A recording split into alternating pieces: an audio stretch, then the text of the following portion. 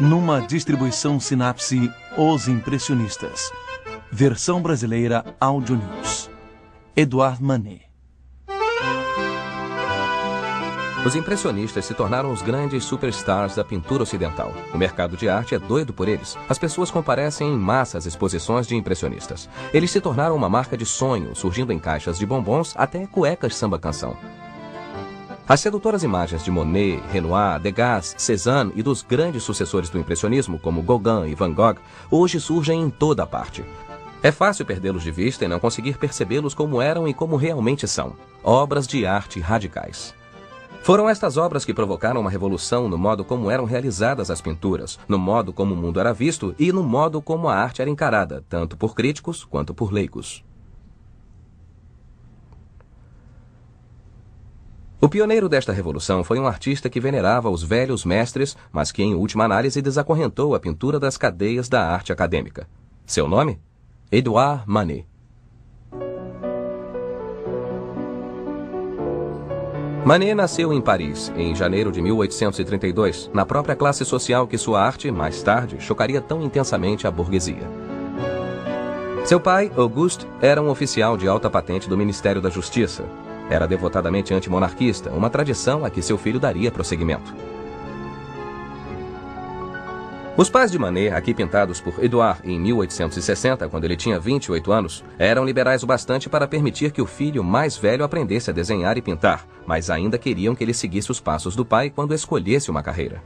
Rejeitando seu desejo de tornar-se um artista, mas sem conseguir convencê-lo a estudar direito, eles conseguiram empurrá-lo para a marinha quando tinha apenas 16 anos. Após 2 anos navegando pelo mundo, Edouard voltou a Paris. Ele consegue enfim convencer os pais a deixar que ele se filie ao ateliê de um respeitado, mesmo que tradicional, pintor histórico chamado Thomas Couture.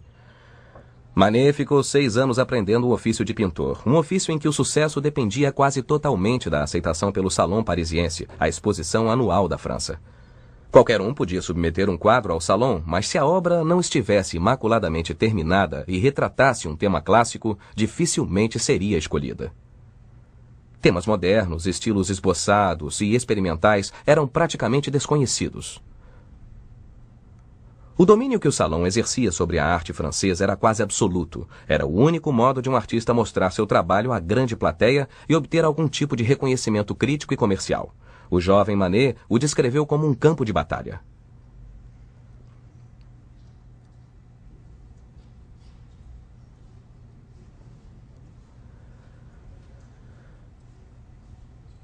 Manet preparou-se para atacar o Salon aprendendo tudo o que podia sobre os velhos mestres, como seu ídolo, o pintor veneziano do século XVI, Tiziano, cuja obra ele vira em Paris e em suas viagens pelos grandes museus da Europa.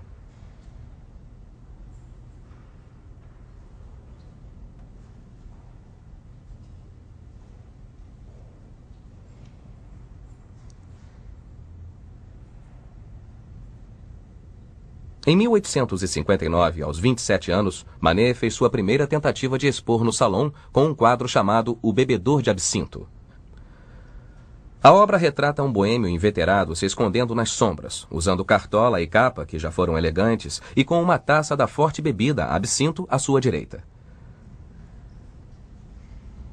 Mais polêmico ainda, há uma garrafa jogada fora no chão, uma mensagem clara de que este homem era um bêbado. Tudo isso era nu e cru demais para o Salon, que rejeitou a pintura devido a seu estilo esboçado e sua falta de alegoria. Em outras palavras, era real demais. Impávido, Manet voltou a seu ateliê e escolheu uma rota mais tradicional para obter o reconhecimento do Salon e do público.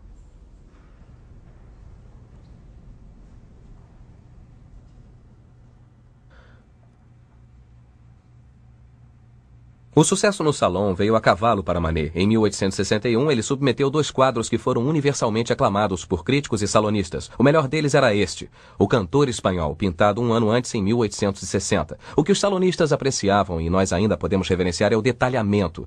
A expressão do homem bastante emaciada e espantada, olhando para a distância. Quando se olha para baixo e se nota que o garrafão de vinho está quase vazio, percebe-se. Este é o motivo. Ele está tocando com a mão esquerda um violão que foi encordoado para um destro. Ele está equilibrado na beirada de um banco, é como um momento congelado, ele está prestes a cair, ele não pode tocar o violão nesta posição, e parece que tudo foi teatralmente ensaiado, mas este não é um personagem de ópera bufa. Mas parece um pedinte ou um homem que bebeu demais em um bar. É uma combinação das duas ideias. E Manet não está tentando aprontar uma para o salão, longe disso. Ele quer ser reconhecido por eles, mas, ao mesmo tempo, quer expandir a tradição de realismo e, empregando um tema espanhol, do qual a pintura está cheia, ele ataca o domínio clássico ou italiano do salão. Em meados do século XIX, Paris se destacou como a indiscutível capital da arte e como uma fonte visual para a pintura. Desde o fim da década de 40, o poeta e crítico Charles Baudelaire insistia que os artistas pintassem o heroísmo da vida moderna e o espetáculo da existência urbana, e Manet tomou o desafio a peito.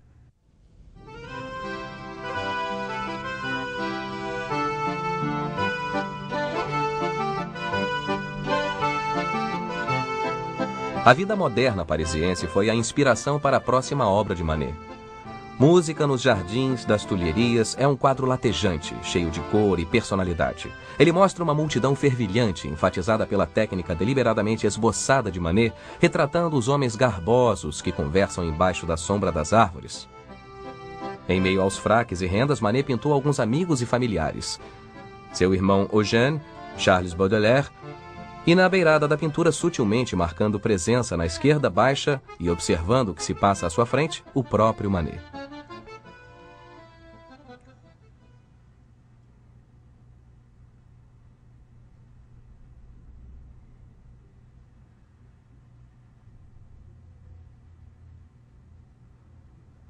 Manet então iniciou um dos quadros mais festejados, ridicularizados e hoje simbólicos da história da arte, Le Déjeuner sur l'herbe.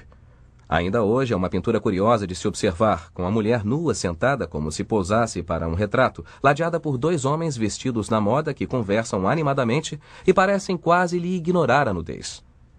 O quadro tinha muitos precedentes na história da arte, mas o que chocava tanto no quadro de Manet era ele estar centrado mais nas roupas em si que na falta delas. Os homens usam roupas contemporâneas, em vez de surgir como personagens históricos.